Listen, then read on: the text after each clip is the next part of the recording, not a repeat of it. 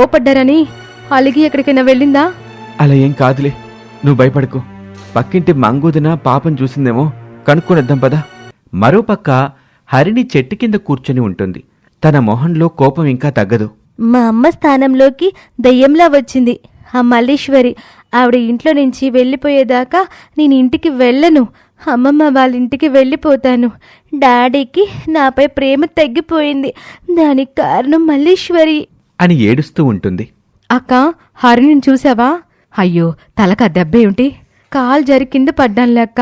ఎందాక ఊరు బయట చెట్టు కింద చూశాను. ఇక్కడ కూర్చున్నావేంటని పలకరించినా మాట్లాడకుండా మౌనంగా ఉండిపోయింది. ఏమైంది? ఏం లేదులే వదినా, తన గురించి నీకు తెలిసిందే కదా. తనకి నచ్చింది దివ్వకపోయినా అలుగుతుందిగా. అలాగే ఇందాక కూడా అలిగి బయటికి వెళ్ళింది అని ఇద్దరూ బయలుదేరి చెట్టు దగ్గరికి వెళ్లి తనని చూసి మల్లీశ్వరి, ప్రవీణ్ వాళ్ళు ఊపిరి పీల్చుకుంటారు. వాళ్ళ మనసు కాస్త స్థిమితపడుతుంది. పరుగున తన దగ్గరకు వెళ్తారు. వాళ్ళు రావటం చూసి వాళ్లకు దూరంగా పరిగెడుతూ ఉంటుంది హరిణి కూడా. అమ్మా హరిణి, ఆగమ్మా, నాన్న నిన్ను ఏమి అండు, నీపై కోప్పడ్డ నా తప్పే, లెంపలేసుకుంటున్నాను అని అనటంతో హరిణి ఆగుతుంది. ఏంటమ్మా ఇది? నువ్విలా చేస్తే ఎలా చెప్పు? మేమెంత కంగారు పడతామో తెలుసా? నువ్వు నాతో మాట్లాడుకో. నువ్వంటేనే నాకిష్టం ఉండదని ఇంతకు ముందే చెప్పాను కదా. ఇంటికెళ్దాం రామ్మా. నేనింటికి రావాలంటే ఈవిడ మన ఇంట్లోంచి వెళ్ళిపోవాలి. అప్పుడే నేను ఇంటికొస్తాను. ఏంటమ్మా హరిణి నీ మొండిపట్టు? పిన్ని మన ఇల్లు వదిలి ఎక్కడికెళ్తుంది చెప్పు. నాన్న చెప్పేది కూడా నువ్వు కాస్త వినాలి కదా. నేను వినను. పిన్నికి నువ్వంటే చాలా ఇష్టం తెలుసా. రామ్మా, ఇంటికి వెళ్దాం. ఆవిడని ఇంట్లో నుంచి పంపించకపోతే ఇంకెప్పుడు నేను నీతో మాట్లాడండి డాడీ. ఏం చెయ్యాలో అర్థం కాదు ప్రవీణ్ మల్లీశ్వరికి. సరే, అలాగే, నేనే వెళ్ళిపోతాను. నువ్వు డాడీతో ఇంటికి రామ్మా. నీ మాటలు నేను నమ్మను. నువ్వు వెళ్ళవు. నువ్వు అబద్ధం చెప్తున్నావు. ఎంత బ్రతిమిలాడిన ప్రవీణ్ సహనం చచ్చిపోతుంది. చూడు, పిన్ని ఇంట్లోనే ఉంటుంది. నువ్వింటికొస్తావా రావా? నేను రాను. అమ్మమ్మ వాళ్ళ దగ్గరికి వెళతాను. సరే పద, అక్కడే వదిలేస్తాను. ఏవండి, ఏంటి మీరు చేస్తుంది? మరేం చేస్తాను చెప్పు. తను ఎంత చెప్పినా మన మాట వినకపోతే అని హరిణిని వాళ్ళ అమ్మమ్మ వాళ్ళ ఇంట్లో వదిలేసొస్తాడు ప్రవీణ్. మరునాడే కూరగాయలు కొంటున్న మల్లీశ్వరి దగ్గరికి పక్కింటి భాగ్యం, కావేరి వస్తారు. నువ్వు చేసిన పనేమి బాగోలేదమ్మాయ్. నేనేం చేశానండి? ఈ ఇంటికొచ్చి రాగానే సౌతి తల్లి బుద్ధి చూపించావు. హర్నీని ఇంట్లో నుండి పంపించేశావు. నువ్వేదో చాలా మంచిదాను అనుకున్నావు. అయ్యో, నేను పంపించలేదండి, తనే వెళ్ళింది. అదేమి ఏమో చెప్తున్నావు. సొంత తల్లి అయితే వెళ్ళనిస్తుందా? బ్రతిమిలాడేది. ఏదైనా సొంత తల్లికి సవితి తల్లికి తేడా ఉంటదిలే. నాకలాంటి భేదం లేదండి. పైకి అందరూ అలాగే చెప్తారు. ఆయన ఆ ప్రవీణ్ మాత్రం తక్కువ. తనకి పెళ్లి చేసుకోవాలని మనసులో ఉండి నిన్ను చేసుకున్నాడు, కానీ బయటకేమో కూతురు కోసం చేసుకున్నానని గొప్పలు. అదే నిజమైతే కూతుర్ని తన అమ్మమ్మ వాళ్ళ ఇంట్లో ఎందుకు వదిలేస్తాడు అని వెళ్ళిపోతారు భాగ్యం, కావేరి. ఆ మాటలకు మల్లీశ్వరి చాలా బాధపడుతుంది. ఇక లంచ్ టైంలో లంచ్ చేస్తూ ప్రవీణ్, నేను నా కూతురు కోసం, తన బాగోగులు చూసుకోవటం కోసమే రెండో పెళ్లి చేసుకున్నాను. కానీ ఆ విషయం నా కూతురు అర్థం చేసుకోలేకపోతుంది. ఎందుకో అనవసరంగా ఈ పెళ్లి చేసుకున్నానా అనిపిస్తుంది అని తనలో తాను ఆలోచిస్తూ మదనపడుతూ ఉంటాడు. అది గమనించిన కొలీగ్ కావ్య, ఏంటి ప్రవీణ్ గారు, మీ భార్యని మాకెప్పుడు పరిచయం చేస్తారు? నెక్స్ట్ సండే మా ఇంటికి లంచ్ కొద్దుర్లేండి. ఈ మధ్య చాలా డల్గా కనిపిస్తున్నారు. కొత్తగా పెళ్ళైన హుషారే మీలో కనిపించడం లేదు. ఏమైంది? ఏం చెప్పమంటారు, నా కూతురు గురించే నా బాధంతా అని విషయం చెప్తాడు. చూడండి, ఆడపిల్లల మనసులు చాలా సెన్సిటివ్. తన ఇష్టం తెలుసుకొని మీరు పెళ్లి చేసుకునుంటే బాగుండేది. కావ్య మాటలు ప్రవీణ్ అనవసరంగా పెళ్లి చేసుకున్నానా అనే ఆలోచనని మరింత తీవ్రతరం చేస్తాయి. ఎన్ని రోజులెక్కడుంటావో చెప్పమ్మా. మీ డాడీ నీకోసం బాధపడతా ఉంటాడు. వెళ్దాం పద. ఏం కాదు, మా డాడీకి నాకంటే ఆవిడ ఎక్కువైపోయింది. ఇక నేను ఎప్పటికీ ఆ ఇంటికి వెళ్ళను అని కోపంగా లేచి తన బెడ్రూంలోకి వెళ్ళిపోతుంది హరిణి. ఆ అమ్మాయి చాలా మంచిది. మన మనవరాలు తన సరిగ్గా అర్థం చేసుకోలేకపోతుంది. అవునే, మనం అక్కడున్న కొద్ది రోజులు కూడా మనల్ని తన సొంత తల్లిదండ్రుల్లా ఎంతో బాగా చూసుకుంది. మంచి పిల్ల. అల్లుడు గారు చాలా బాధపడుతున్నారు. ఎట్టాగొట్ట మనవరాలి మనసు మార్చి వాళ్ళింటికి పంపించాలి. తర్వాత నెమ్మదిగా తనకి వాళ్ళ పిన్ని మంచితనం గురించి అర్థం అవుద్ది అని అనుకొని హరిణి గదికి వెళ్తారు. చూడమ్మా, ఇప్పుడు నువ్వు వెళ్ళకపోతే నీకే నష్టం. మీ పిన్నికి అవకాశం ఇచ్చిన దాన్నమవుతావు.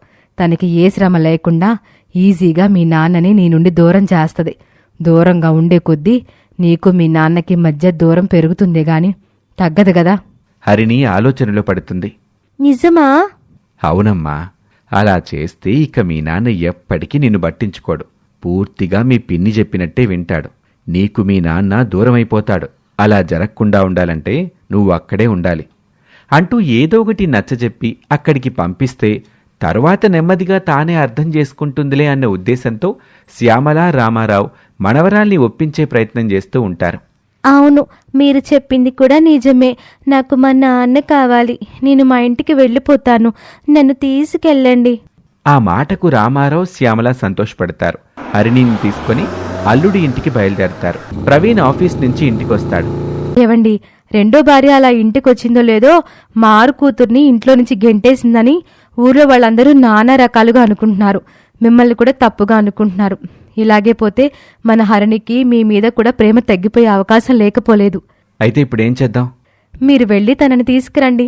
కొద్ది రోజులు నేను మా పుట్టింటికి వెళతాను. నెమ్మదిగా తనకి నచ్చచెప్పి ఒప్పుకున్నాక నేను వస్తాను. అలాగే చేద్దాం. నాకు కూడా వేరే దారి లేదనిపిస్తుంది. పరిస్థితుల్ని పెద్దవాళ్ళం మనం అర్థం చేసుకోగలిగినట్టు పిల్లలు అర్థం చేసుకోలేరు. అప్పుడే ఇంటికొచ్చిన శ్యామల వాళ్ళు వీళ్ళ మాటలు వింటారు. ఏం అవసరం లేదు అల్లుడు గారు, హరిణి ఇక్కడుంటానని తనకు తానే వచ్చింది. కూతురిని చూసి ఆనందంగా దగ్గరికి తీసుకుంటాడు ప్రవీణ్. తల్లి, నువ్వు లేక ఈ ఇల్లు చూడు ఎలా బోసిపోయిందో. నువ్వొచ్చావో లేదో కళకళ్ళాడిపోతుంది. నువ్వెన్ని అబద్ధాలు చెప్పినా నేను నమ్మలే డాడీ. ఎలాగైనా ఈ వీడిని మన ఇంట్లో నుండి తరిమేస్తాను అని అనుకుంటుంది హరిణి. మల్లీశ్వరి తలకున్న కట్టు చూసిన రామారావు, మా మనవరాలు చేసిన పనికి మమ్మల్ని క్షమించమ్మా. అయ్యో బాబే గారు, ఏంటండి, తను నాకు కూడా కూతురే. కుటుంబం అన్నాక ఇలాంటి చిన్న చిన్న పొరపాట్లు జరగడం సహజం. అంతేకాని మీరు నాకు క్షమాపణ చెప్పడం ఏమిటి? నీ గొప్ప మనసుని హరిణి అర్థం చేసుకోలేకపోతుందమ్మా. నువ్వు తనని నీ కన్న కూతురిగా భావిస్తున్నావు. కాని తను మాత్రం నిన్ను తనకి కనీసం పిన్నిగా కూడా ఒప్పుకోవటం లేదు. నిన్ను చాలా తప్పుగా భావిస్తోంది. పర్వాలేదులే బాబాయ్ గారు, తంది పసి వయసు, ఏమీ తెలియని చిన్నతనం. నేనేమో అన్నీ తెలిసిన పెద్దదాన్ని. తను కూడా నాలాగే అర్థం చేసుకోవాలి అని పట్టుబట్టి కూర్చుంటే ఎలా చెప్పండి? రోజులు గడిచే కొద్దీ తనే మారుతుందిలేండి. నీలాంటి మంచి మనిషికి 2 చేతులెత్తి దండం పెట్టిన తక్కువే తల్లి. నిజంగా దేవతవే. నన్ను మరీ అంత పెద్దదాన్ని చేయకండి పిన్నిగారు. తల్లి లేని పిల్లల మనసు ఎలా ఉంటుందో తల్లి తండ్రి లేని నాకు బాగా తెలుసు. హరిణి మానసిక పరిస్థితిని నేను అర్థం చేసుకోగలను. మీరా విషయం గురించి నిశ్చింతంగా ఉండండి. అలాగేనమ్మా, చాలా సంతోషం. నువ్వు ఉండగా తన గురించి మాకేమీ దిగుల్లేదు అని హరిణిని దిగబెట్టి వెళ్ళిపోతారు రామారావు, శ్యామల. ఆ రోజు నుంచి హరిణి మల్లీశ్వరితో చాలా బాగా ఉంటుంది. అది చూసి ప్రవీణ్, మల్లీశ్వరి ఇద్దరూ హ్యాపీగా ఫీల్ అవుతారు. కానీ అది మల్లీశ్వరిని ఇంట్లో నుండి తరిమేసే హరిణి ప్లాన్లో భాగమని వాళ్ళకి తెలియదు. అలా కొద్ది రోజులు గడుస్తాయి. హే హరిణి, నువ్వు చాలా లక్కీ. ఎందుకు? మన మల్లీశ్వరి టీచర్ ఇప్పుడు నీకు అమ్మాయింది కదా, హాయిగా హోంవర్క్ చేయించుకోవచ్చు కదా. ఆవిడంటే నాకు ఇష్టం లేదు. ఇంకెప్పుడు తన గురించి నా దగ్గర మాట్లాడుకో. ఏమైంది నీకు? మల్లీశ్వరి టీచర్ అంటే నీకు చాలా ఇష్టం కదా. అది అప్పుడు, ఇప్పుడు కాదు. నువ్వు అబద్ధం చెప్తున్నావు. నేను మొన్న మీ ఇంటికి వచ్చినప్పుడు కూడా నువ్వు టీచర్తో చాలా క్లోజ్గా ఉన్నావు కదా. ఆవిడని మా ఇంట్లో నుండి పంపించడానికి నేను ఆడే నాటకం అదంతా. దీనికి నాకు హెల్ప్ చేస్తావా? నాకేంటి లాభం? నీకేది కావాలంటే అది కొని పెడతాను. అయితే ఓకే, ఈ బెత్తంతో నన్ను కొట్టు. మా నాన్నకి ఆ మల్లీశ్వరి కొట్టిందని చెప్తాను. దానికి నువ్వే సాక్ష్యం చెప్పాలి. నీ ఐడియా బాగుంది, ఓకే అని హరిణి చెప్పినట్టు వాతలు పడేలా కొట్టించుకుంటుంది. ప్రవీణ్ హరిణిని స్కూల్ నుంచి తీసుకువెళ్ళటానికి వస్తాడు. అంకుల్, మీకు విషయం చెప్పాలి. వద్దు, చెప్పొద్దు. ఏంటమ్మాది? హరిణి చెప్పొద్దని ఎందుకంటుంది? ఎందుకంటే తను చెప్పేది ఎలాగో మీరు నమ్మరు కదా డాడీ. ఎందుకు నమ్మను? ఏంటో చెప్పండి. హరిణి తన చేతులపై ఉన్న దెబ్బలు చూపిస్తుంది. పిన్ని కొట్టింది. మీ ముందు నాపై ప్రేమగా నటిస్తుంది. మీరు లేనప్పుడు నన్ను ఇలా టార్చర్ పెడుతుంది. కానీ మీరు నమ్మరని నాకు తెలుసు. హరిణి చెప్పేది నిజం అంకుల్. ఆవిడ తనని చాలా బాధ పెడుతుంది. ఆ విషయం మీరు అర్థం చేసుకోవడం లేదు. పాపం హరిణి నాతో చెప్పుకొని ఏడ్చింది. ప్రవీణ్ కూతురి మాటలు, అందుకు సాక్ష్యం చెప్పిన వేద మాటలు గుడ్డిగా నమ్మేస్తాడు. కోపంగా